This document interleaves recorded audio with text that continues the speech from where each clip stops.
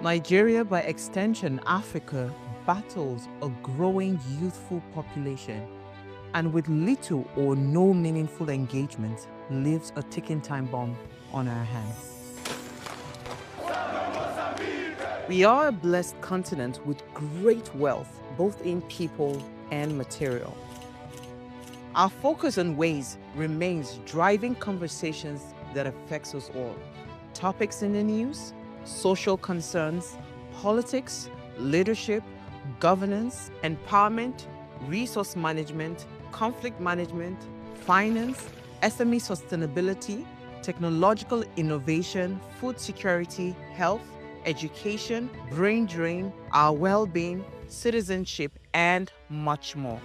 Our goal is to continuously drive these conversations, keep them burning at the table to effect a positive change, both for our nation and continent. Ways, what are you saying, has a secret ingredient that completes the conversation every single episode, and that ingredient is you. Our past conversations shaped our yesterday. To shape our tomorrow, we must keep talking. So, I want to hear you. Be a part of our live conversations Mondays through Fridays. And let's all have our say. Active citizenship is the backbone of every thriving democracy. It is the daily practice of participating in the life of your community and holding leaders accountable, not just during elections, but every day in between. Nelson Mandela embodied this principle. His life was a masterclass in showing up, speaking out, and acting boldly, even when the odds were against him. As the world prepares to mark Nelson Mandela International Day on the 18th of July, we are reminded of the urgent need to act now.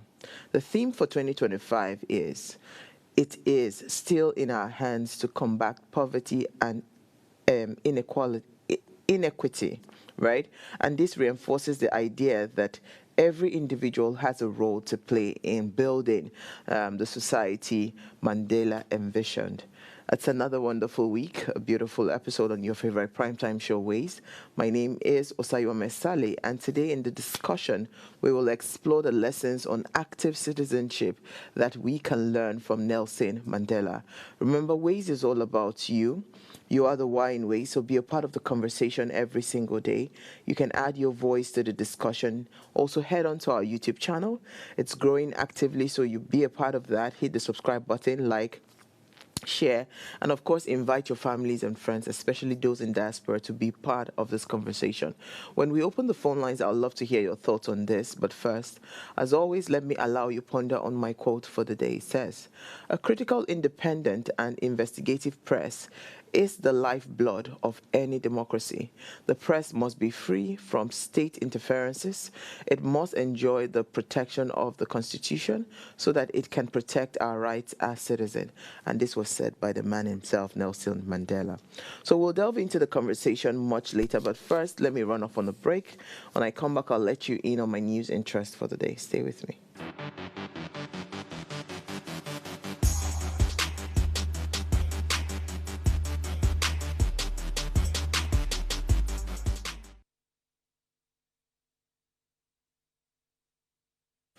All right, you are still watching Ways. Buhari to be buried Tuesday, says Katsina government. The Katsina State Governor, Diko Rada, has stated that the late ex-president Muhammadu Buhari will be buried at his hometown in Daura local government area of the state, on Tuesday. He said that the burial arrangements for our father, the late president who passed on yesterday in a hospital in London, of course, has been set for that date. So we have made consultations with the family and the people around in London, and we concluded that the body will arrive in Katsina tomorrow by 12 noon, and the burial is going to take place in Daura at about 2 p.m. These are the arrangements in place. So on behalf of myself and the people and the government of Katsina state, we will also condole the family and the people of Nigeria, especially His Excellency, the President, Commander-in-Chief of the Armed Forces, Bola Ahmed Tinubu, over the demise of his predecessor. All right, so I mean, yeah, this is what we hear, and of course, we're also getting reports that there would be a public holiday declared, and the President also directed that the flags across all across the nation should be flown at half mast. I don't know if you've been following the conversations on Twitter and of course across all social media platforms when the everyone learned about the passing of the president, and it just begs the it, it it begs for us to have the conversation around legacy, around posterity, around all the things that we always say when we talk about certain behaviors of our leaders. How would you want to be remembered? How would you want to, I mean, your legacy to be remembered? So all those things are, I think it's, I don't know if I would say it's supposed to be a wake up call, because I think our leaders, they know these things, but I don't know how well they want to be bothered about how these things will play out, because it was not particularly nice. A lot of things that was said about the former president, after his demise, it was almost like people were saying, okay, finally it has happened. And you wouldn't really blame people. There's so many things that has happened, and it just gives Nigerians a bit of concern as to whether our leaders truly care about us. When we talk about fixing our hospitals, I mean, this is like a long conversation we're going to have, and we will not leave here, because why would you go abroad to even seek medical attention when there was a time in this country where people used to fly from overseas to our teaching hospitals because they had the best hands, they had equipment, they had everything. So I don't know. Leaders, please wake up.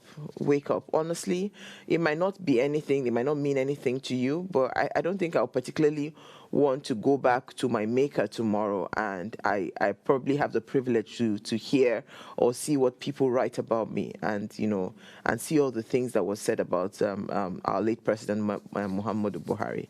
I think it's a wake-up call. I hope it wakes our leaders that are currently there. I hope it wakes you up to see that people truly have pain in their hearts, So, I mean, just do things right by the people. It won't take anything for us to actually give better lives for our people in Nigeria. You just need to have the heart of people. You must love people enough to want to give them a better life. That's why, the conversation around Mandela today just, kind of helps.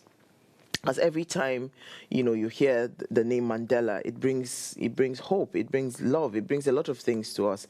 I mean, he was not a perfect being. He had his own flaws, yes, but you could tell that he had the heart of the people, and that's all we need sometimes. We don't need you as a leader to be perfect. We just need you to have the heart for the people. So I'll move on from that story.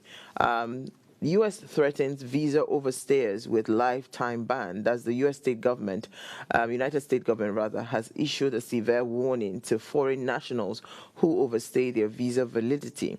The embassy also cautioned that such action could lead to deportation and permanent ban from re-entering the U.S. Of course, the U.S. immigration authorities reiterated their lifelong policy on visa compliance, saying if you remain in the United States beyond your authorized period of stay, you could be deported and could face a permanent ban on traveling to the United States. This warning comes amid rising migration figures, especially amongst young Africans, many of whom travel to the United States in pursuit of better education and economic opportunities.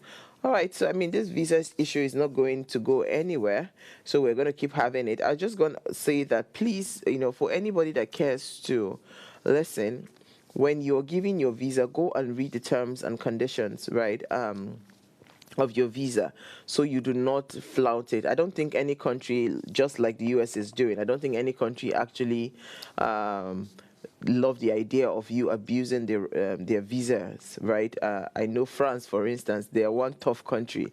Like if you make a mistake, they feel very disrespected when you abuse, the limits within that your visas, cover. So please read your terms and condition, and you will be happy about that. Meanwhile, I saw something. Kenya is taking away visa requirements for all African countries. I mean, when I saw that, that was fantastic. I'm happy about it. I think Africans need to unite. Africans need to come together. We don't need to be having visa issues, within the African continent. Let's trade freely. Let's, promote one another. Let's support one another. Let's trade with one another. It's very important. I believe if the African continent is really in, intentional about engaging, other African nations, like within the continent, things will definitely change. In another 5 years, you will not recognize the continent. So I think all of these visa issues that we're having in the Western world, African leaders they need to start to intentionally, promote their own. I'll move on to my final story today. As we all know that there was local government elections over the weekend in Lagos State. So the governor of Lagos State, Sanwo-Olu, celebrates the local government poll victory, saying Lagosians that they are confident in APC. He described the All Progressive Congress victory in Saturday's local government elections as a collective win for all Lagosians, saying that the result reflects public confidence in the party's leadership and grassroots development agenda.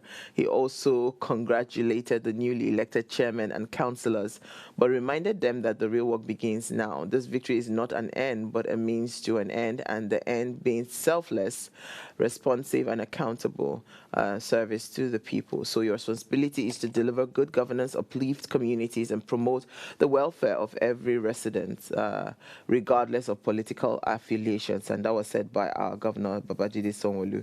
Quite an interesting, a lot of people have a lot of reservations. I don't know if you are following Upgrade TV. Politics Uncensored comes up every Mondays, Wednesdays, and Fridays at 2 p.m. I mean, I watched the show this afternoon. It was quite interesting. The heated conversation, between the all parties. So we had different people from different parties, and people were saying there was of course signs of oppression, signs of intimidation.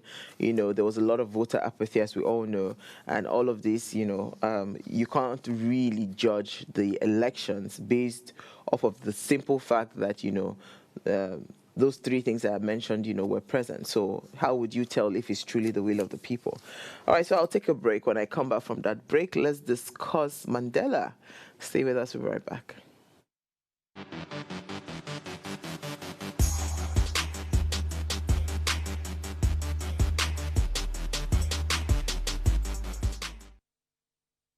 Life is made up of moments, some that fill us with joy, others that test our strength. Welcome to Heartlights. This is our space to explore the highs and lows of human connection, the love, the heartbreak, and resilience that shapes our life. From relationships to friendships, parenting to partnerships, and so much more. Every week, we share stories and conversations that define us, navigating love, separations, the struggles of parenting, dealing with anxiety and managing the pressures and stress of life. Real conversations that bring us closer, helping us heal, grow, and connect. So join me Mondays through Fridays at 10 p.m. for Heartlines, the show where we'll connect hearts, have real conversations with real people, one story at a time.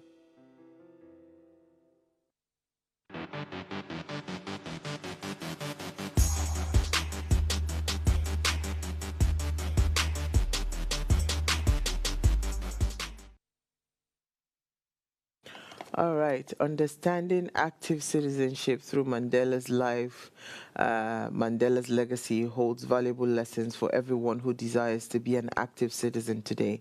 He demonstrated that meaningful change is possible when people take initiative and remain committed to justice no matter the cost. Mandela's journey into activism began with his refusal to accept systemic injustice.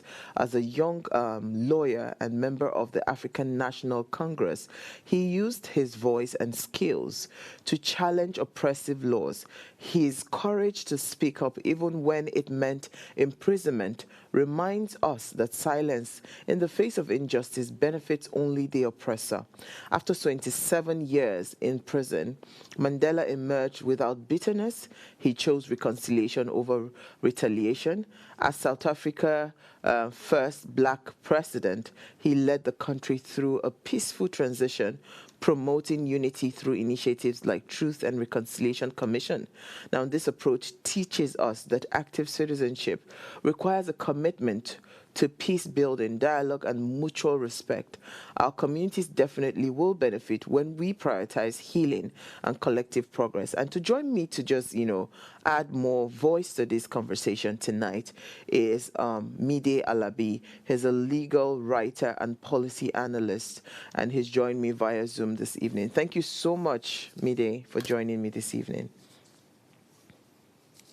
Thank you, sir. I'm really happy to be on your show. All right, so this is such an interesting conversation, and it's actually apt, if you ask me, given that we just experienced one a leader in Nigeria, his demise, and and how social media went agog over so many things, right? Conversations that it sparked, and it just begs the question, right? Was he truly a leader, for the people? And because again, normally when things like this happen and there's a demise, you see, you feel the mourning in the air, you feel the sadness, you feel all of those things. It's usually like that, but this was not the case, with our current president. But let's just stick to the conversation for today, Nelson Mandela, right? If you wanted to start off this conversation, how would you want to put the man called Mandela, in the faces of the people this evening? Again, thank you very much, sir, because I believe this is an incredibly important conversation. First of all, I have to say that Mandela, growing up, was a huge figure for me. In fact, I would say in a lot of ways he was larger than life. My first memory of seeing the man was around 2010 when the World Cup held in South Africa. It seemed so immense because previously I would never home to, our locale. Obviously, the years in prison had taken a lot of toll on him. And yet there was this calm strength, there was this inner sense of resolve that he still had. And I greatly admired him. I remember in 2013 when he passed away, that was one of the core memories I had with my grandfather, watching the burial ceremony and watching all the great festivities and, all the fanfare and everything. And it was obvious that he meant so much to the people of South Africa. And I think for everyone, for every leader, definitely, that's something to aspire to. Mandela was, as I said, he was larger than life. He was a true enigma. He fought for his people. And, it was an ideal for which, ending apartheid was an ideal for which was willing to die, which the man said himself, of course. So I think that selflessness, that courage over the people, over your personal interest, is monumental, and I think Nigerian leaders definitely have a lot to learn from that. We all have a lot to learn from that, really. Absolutely. And I totally agree with you because, again, there's one thing that I kept on saying to myself. I said, Uwa, if somebody imprisoned you, we had, when I was growing up, I saw some films, how roaches, they would eat roaches in the cell and all of that. And imagine me going through all of that and still coming out without an iota of bitterness inside of me. That took a lot of strength. It took a lot of strength, and because again, our leaders in Africa, you just say a small word, okay, look at the young girl that called the president that he's, what was the word she used? I can't remember now. He's, what's the word? Terrible, right? And all of a sudden it became, so, what else can somebody do to you? because I don't think any African leader has the capacity, to handle what Mandela handled, right? And still come out with, love in his heart, with people in his heart, and forgiveness. I don't know how he did it, but, every time I am reminded that, what, I don't think you've seen anything for you to be able to hold any bitterness or whatever inside of you. So every time I just remember that, it just keeps, it keeps me grounded. It keeps me saying, no matter what happens, don't get upset, don't get Yeah, offended, definitely. stay on the course, because he understood once bitterness and anger and all of those things set in, it will be difficult for you to be able to govern from a place of love. And I think he understood that principle so well, and that's why, he did not allow that, to come into the picture. But let's speak on, something that, Mandela really was known for, because he always used to say that education is the most powerful weapon which you can use to change the world. He believed that, informed citizens are better equipped to make sound decisions and hold their leaders accountable. And, of course, by prioritizing education and personal development, he believed we could build a more engaging and responsible society, right? That is a complete opposite that we're experiencing today with African leaders, right? Because the level of education keeps going nosediving. We're not prioritizing education. I think a lot of African leaders, I've always said it and I'll keep saying it, what's it called? Poverty has been weaponized, illiteracy has been weaponized, and it doesn't seem like we're going to have any headway. How do we even start to preach the gospel of education and the importance of education to our current leaders, drawing these lessons from what Mandela represented? Oh, did we Yeah, lose? I Okay. think that's a fantastic question, actually. Oh, yeah, can you hear me? Yeah, I can hear you now. I thought we lost you. Go ahead. Oh, okay, great. Now I'm still here. So, yeah, as I was saying, I think that's a fantastic question. As someone who would definitely say that I've gotten a great education, someone who's schooled in this country and would say I've gotten a great education, I'm still an ardent believer, actually, in the Nigerian educational system. I think, like a lot of things within the country, it's flawed, and that is sort of, that's a reflection of where we are today in the society. But then I definitely believe it's something that can be improved. About last month or so, or 2 months ago, I believe, I wrote an article which was published in the Premium Times as well about the whole JAM fiasco, with the results not being accurate and whatnot. And it served as a critique of the government, definitely. It served as a reminder that we could do better. But then I also praised the resolve of independent stakeholders, people like Alex Onya,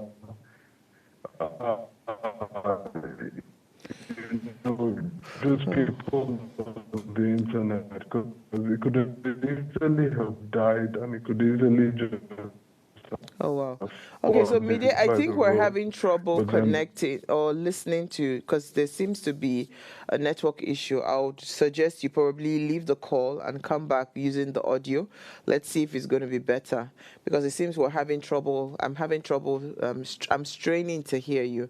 But yes, I hear you. And just to even add to what he was talking about, the jam, when I saw that they had brought down the cutoff to about 150, it broke me, because again, he just broke me. So instead of focusing on improving the quality of the education, we're now bringing down the standards just to be able to accommodate. I don't know. I don't know what to say. It's just sad, It's sad, but I'm hoping that I'll be able to get Mide back. When he's back, I'll come back to that jam conversation. So just to continue the conversation on Mandela, right? Because there was something that he also did. He, participating beyond ballot boxes. He believed that democracy does not begin and end with voting. Mandela's activism, it reminds us that real citizenship, right, involves involves constant engagement. It involves asking questions. It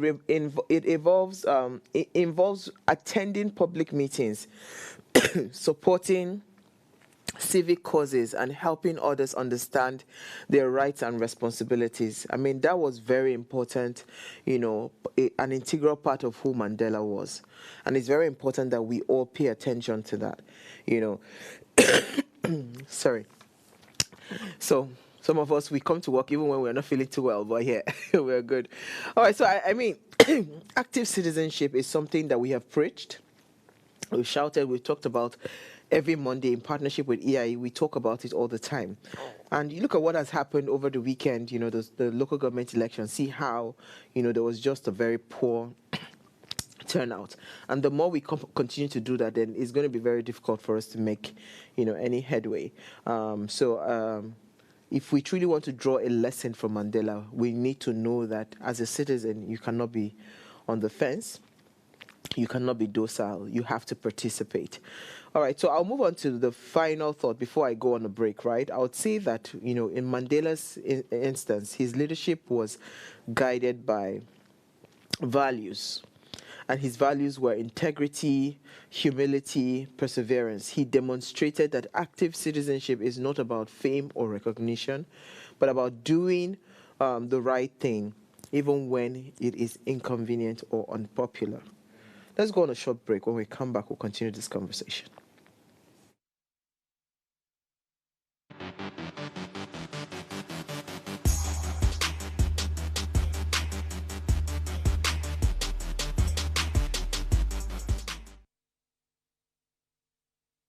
Tell us you're a Nigerian without saying a word. Energy security is one of the most pressing issues for many developing countries like Nigeria. And if there's going to be any meaningful progress, addressing our energy issues is non-negotiable. I need to see light for my house. Make them do something. Band A is expensive. I literally have to turn off all my appliances just to reduce costs. We need light. Introducing the Energy Outlook, your go-to show for everything energy.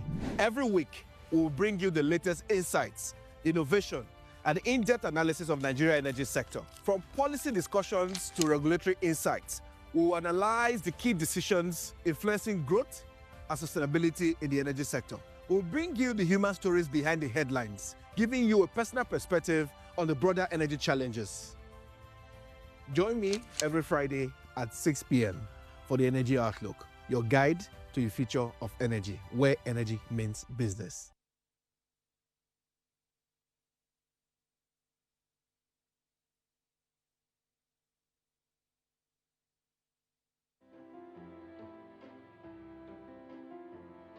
This season on Heartlights, we're committed to making a difference in people's lives. So Heartlights, in partnership with Reda Consult, is offering 12 free slots of counseling every quarter for people in need of professional counseling. Additionally, we're taking on 2 pro bono cases for individuals navigating a challenging divorce. To participate, please send an email to counsel@vedaconsult.com with your story. Our team will carefully review all submissions and will contact all the shortlisted candidates. Heartlights is live Mondays to Fridays at 10 p.m, so engage with us.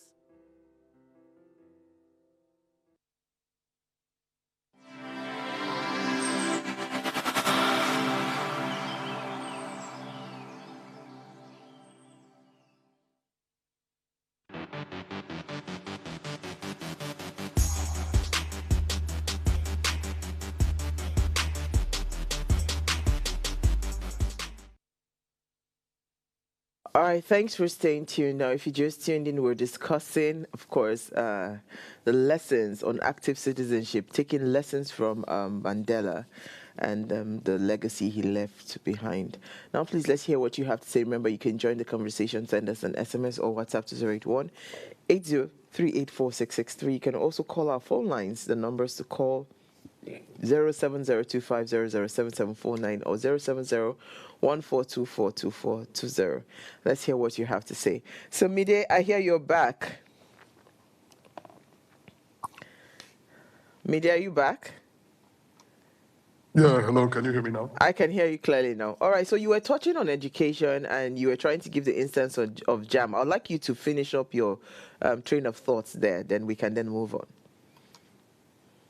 Yeah, so first of all, my apologies about the network. The electricity actually went off.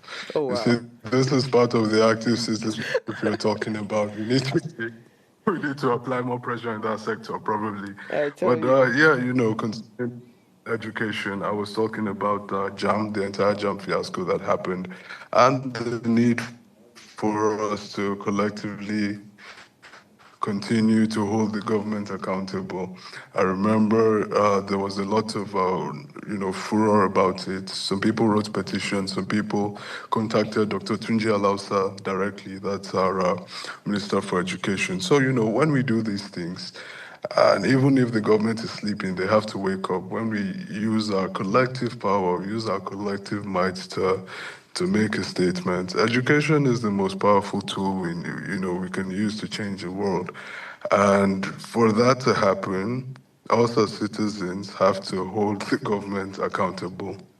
And yeah, so Absolutely. I totally agree with you. And we must demand for better standards, and excellence as opposed just settling for mediocrity. Because when JAM came out to say that they had benchmarked the admission entry points to 150, I shook my head. This is taking us 10 steps backward, because again, you can't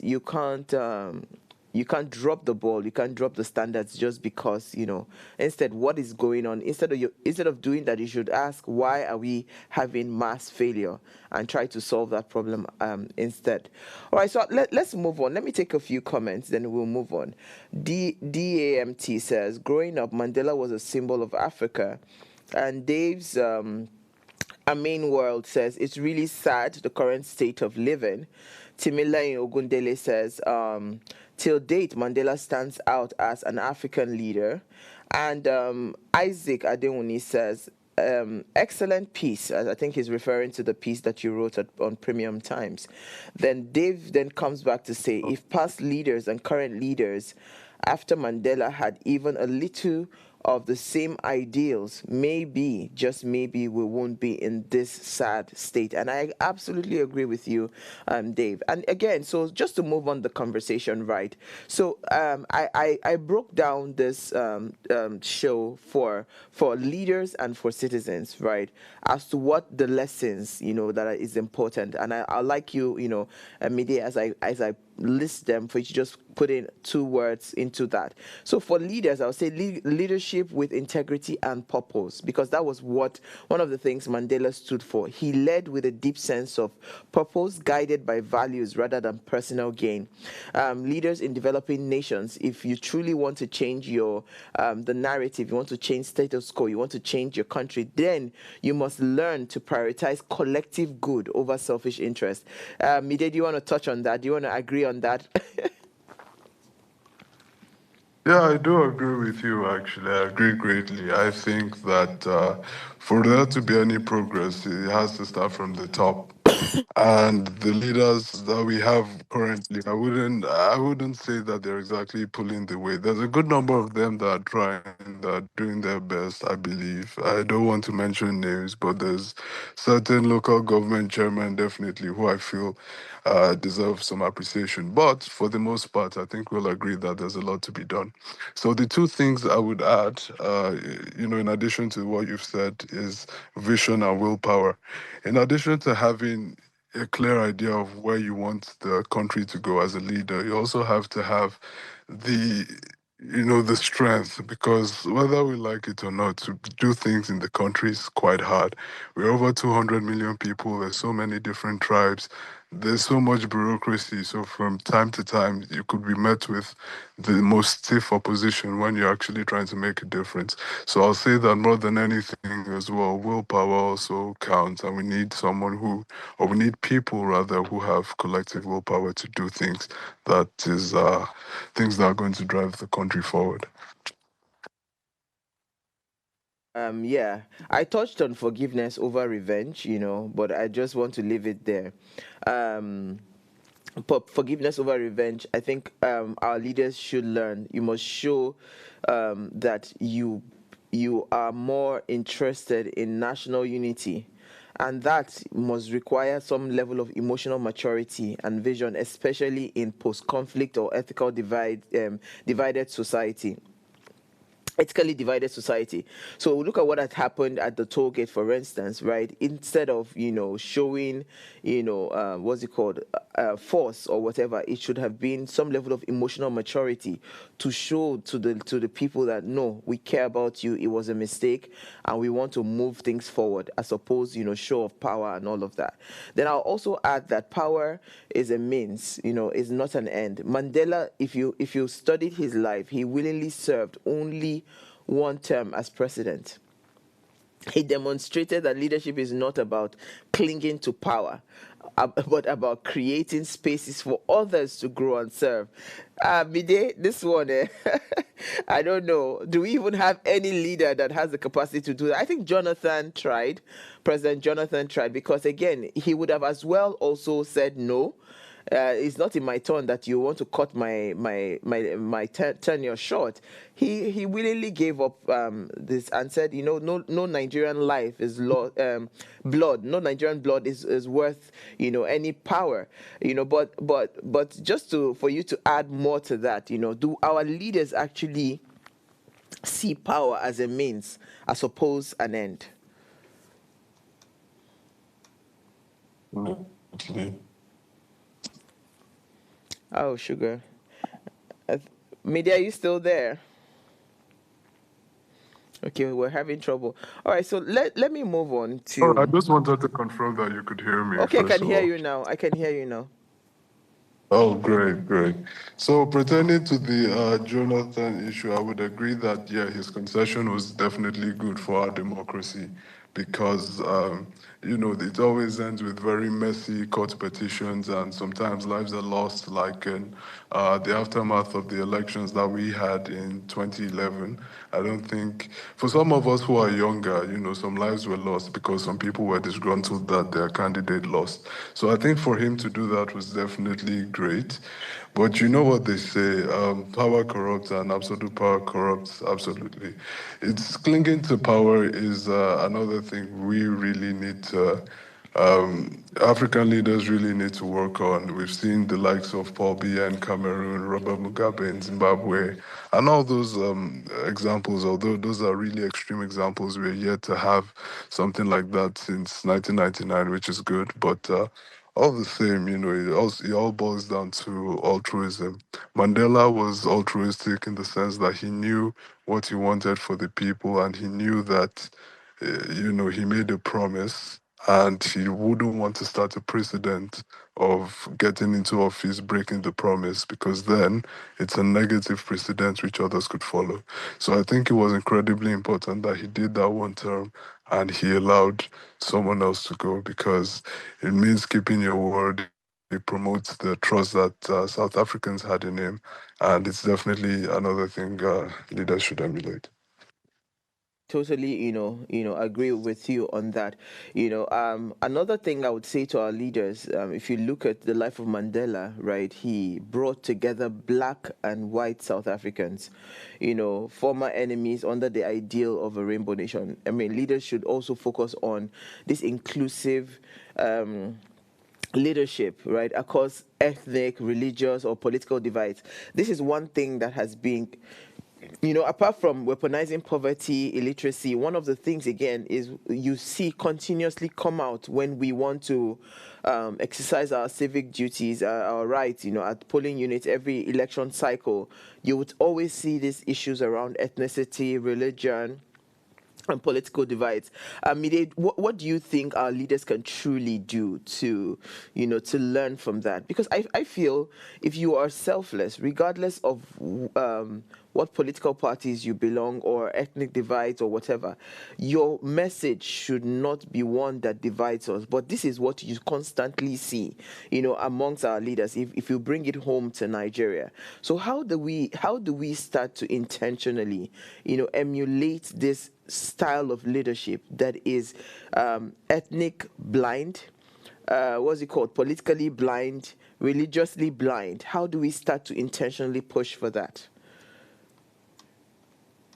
Well, yes, thank you very much for that question, because I think it's in a society as multicultural as Nigeria is, tribalism is always going to be an issue. The idea of ethnic superiority and the idea of I'm going to vote for my guy because he's from my tribe. I'm going to do this for this person just solely because they're from my tribe. That's a huge issue. Now, taking the example of Nelson Mandela, for example, because of course he's our case study for today.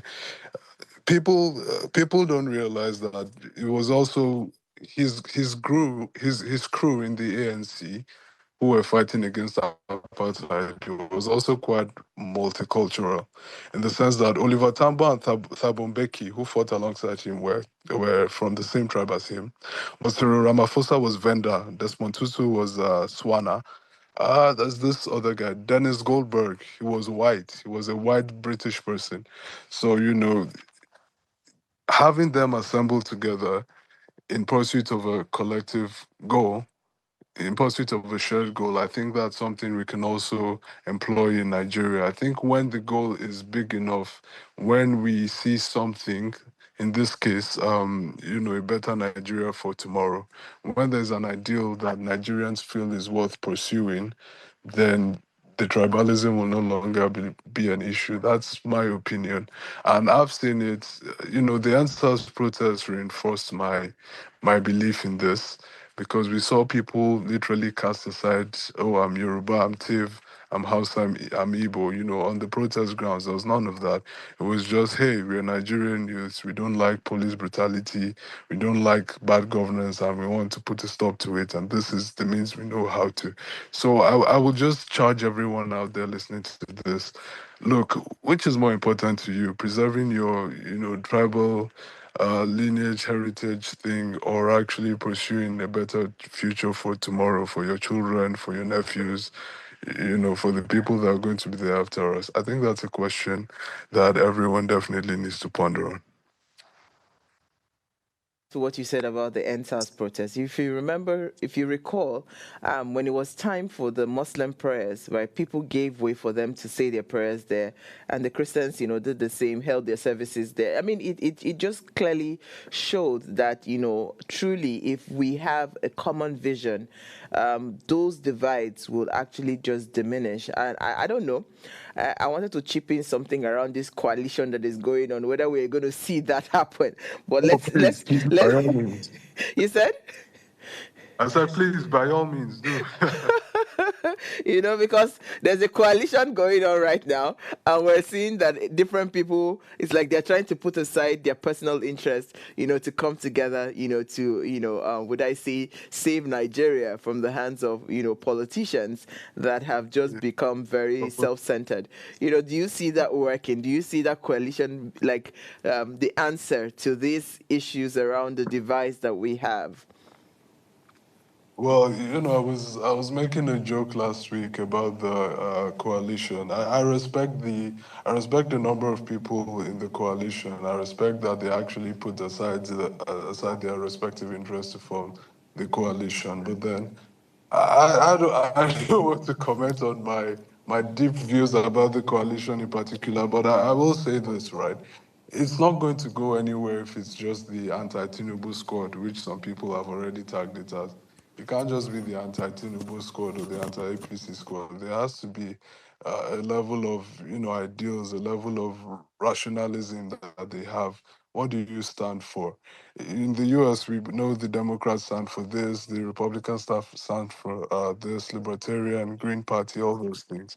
What does the ADC stand for? Is it just a collection of people who just happen to hate the same guy, or do you guys actually want to provide something tangible for us Nigerians? So that remains to be seen, and as long as that isn't answered, I'll understand all the skepticism that comes their way. Absolutely. I mean, I couldn't have said it any better.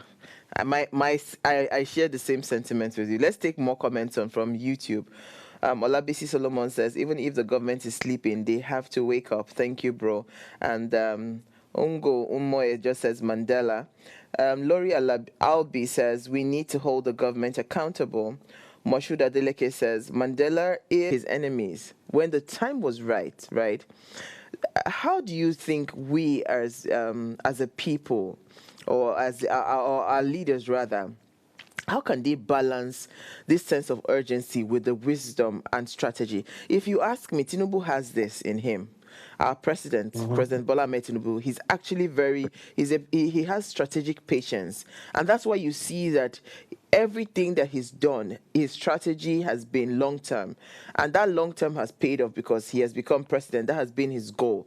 How do we get more African leaders or more leaders within our Nigerian context to stop this urgency, this, and start to intentionally, apply wisdom and strategy? If you truly want to, make a better, make us, or create a better leadership structure in Nigeria. Well, thank you for that question. I think that's a deep, profound question. How do we start applying? How do we have leaders that start applying strategy and actual tactical wisdom in governing the country? I would say this in reply to that we forget a lot of times that these leaders don't appear from thin air, right? They're also Nigerians like me and you. I mean, we've seen the likes of Adams Oshiomhole come from being a unionist and labor leader to becoming a governor. And we've seen, even the likes of Rochas Okorocha as a philanthropist, and then they get elected as leaders. So one thing I would say in response to this is just it still boils down to active citizenship, really, in the sense of participating in electoral reform and voting. We need people there who are actually people who are people of substance, not people who are, oh my, I have a godfather somewhere. My father was the former governor, now I'm running for governor, things like that. People who have actual substance. And Nigeria isn't devoid of these people. That's the funny thing. Nigeria is not devoid. We have so many great minds. We have people like Akinwumi Adesina, who did a fantastic job. I think he's agricultural development bank right now. We have people, we had the Wale showing cars. We have so many fantastic people. So we need to find a way to convince these people that please get into elective politics. Don't worry about the support. We're going to support you fully. We're going to throw our weight behind you. Just please find a way to run for something. And when we get these people in these places, then things are going to go great. Now, for the people that are there now, currently, pertaining to our current situation, I think the best we can do is still continue to push, continue to let our voices be heard, continue to petition your senator on whatever is going on, continue to raise awareness, educate people politically, and just push and just what we can do now because of the system and the way Nigeria is structured. We have to hope that they hear us and they actually effect these changes. Because if not, as Dele Farotimi, because I know my Egbon, as they say, my very, very senior colleague, Dele Farotimi, as he would say, the future will be grim if this isn't done. Fantastic way to call to action, for our citizens, very important that in the end, the power still lies with us as citizens, right? And if we're intentional about what we want to see, then certain things, we need to engage. And I like the fact that you've said it, call these people, talk to these people, engage with these people, and not just sit down or, and be a bystander. All right, so I'll just say that, for citizens, you must be intentional about understanding that civic responsibility matters. You must also understand that you have to embrace diversity and reject every form of tribalism, regionalism, or whatever religious intolerance that you have. All of those things must be shoved into a pit and just thrown away, and the key is lost forever, right? You must understand that education is very powerful, and intentionally, be part of educating yourself, even if the government is not ready to do that. Then you must also be patient in the fight for change. It's not rushed. when I hear people talking 2027 is not going to be the time where this change will happen. It might actually take another 10 years, another 15 years. It might take 2 years. I don't know. But we need to be very patient and very strategic. So if you had one final thing to say, Mide, what would that be so that we can wrap up this conversation? Yes, thank you, Osa. I think this has been a remarkable conversation, and I really hope people are listening. I think the perfect way to end would be with a quote, one of my favorite quotes from Martin Niemöller. He was a Nazi for some time before he eventually saw the light. And his quote goes thus: "First they came for the socialists, and I didn't speak up because I was not a socialist. Then they came for the trade unionist, and I did nothing because I wasn't a trade unionist. Then they came for the Jews, and I did nothing still because I was not a Jew. And then they came for me, and there was no one left to stand for me." And I believe that this quote encompasses everything we've said here today, especially with the conversation about active citizenship. The road really isn't going to be easy because we've seen it numerous times. I mean, we've seen June 12, we've seen countless elections we've had since 1999, we've seen the aftermath of the NSAS protests, and just so many things. But hey, Mandela was in prison for 27 years. No one said it was going to be easy. And this goes especially to the young people out there. But the time is now. I strongly believe we shouldn't get discouraged. Even people in the diaspora who have jackpot in quotes, always keep an eye on the country.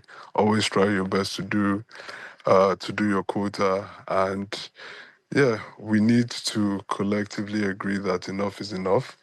We need to start actively not just thinking but doing. Absolutely. And yeah, a Thank better you so future much. awaits. I mean, that's a fantastic way to wrap it. Thank you so much, Media. I've had a fantastic time, just listening to you. All right, let me quickly take a few more comments. Isaac says, Louis says, Ward. Ajayi says, well said. Nelson Mandela, this was from Isaac. Nelson Mandela's legacy shines bright, a beacon of hope and a fair rule, while Nigeria's leader faltered time and time again, lost in corruption's dark pool. He then goes on to say that it feels like every year we have at least 3 major governmental setbacks, and it's rather appalling, yet still claiming to be the giant of Africa. DAMT says we need people and leaders with unity of purpose and sincerity to rewrite the history of Nigeria. Mandela was selfless, and we need a paradigm shift in Nigeria. A journey of 1,000 years begin with one step. Let's start now. Then Lore Alabi says, I agree with Isaac. The recurring setback each year are starting to feel like a pattern, and is disheartening for a country that prides itself on being the giant of Africa. Ebi Pa says, impactful conversation. Ayo, well done. Thank you so much, guys. Thank you so much for the comments, and please remember to share the links to as many people that needs to hear this. Now Nelson Mandela's life is a reminder that the fight for justice and equity is not reserved for a few. It is the duty of every citizen. As we prepare to mark Mandela Day, let us recommit to being active participants in our democracy. Change begins with each and every one of us. In our communities, our workplaces, our daily choices. True citizenship involves not only enjoying rights but also embracing responsibility. Now, in the spirit of Mandela, let us each do what we can with what we have to move our country forward. Let's not wait for the leaders. Let's be intentional about changing the game. All right, thank you so much to Mide. Fantastic guests we had tonight. Again, thank you for all the comments on YouTube. Thank you, guys. You made the show interesting and made it, worth the while. All right, so you can continue to interact with us further. Drop a comment. Most importantly, follow us across all social media handle. Subscribe to our YouTube channel, and more importantly, share the links to everybody that needs to hear this. If you missed our quote for today, it says, "A critical, independent, and investigative press is the lifeblood of any democracy. The press must be free from state interference. It must enjoy the protection of the Constitution so it can protect our rights as citizens." And this was from Mandela himself. I'll see you guys tomorrow at 8 p.m. live again. Enjoy the rest of your evening. Nigeria, by extension, Africa, battles a growing youthful population, and with little or no meaningful engagement, lives a ticking time bomb on our hands. We are a blessed continent with great wealth, both in people and material. Our focus on ways remains driving conversations that affects us all. Topics in the news, social concerns, politics, leadership, governance, empowerment, resource management, conflict management, finance, SME sustainability, technological innovation, food security, health, education, brain drain, our well-being, citizenship, and much more. Our goal is to continuously drive these conversations, keep them burning at the table to effect a positive change, both for our nation and continent. Ways, what are you saying, has a secret ingredient that completes the conversation every single episode, and that ingredient is you. Our past conversations shaped our yesterday. To shape our tomorrow, we must keep talking. So, I want to hear you. Be a part of our live conversations Mondays through Fridays. And let's all have our say.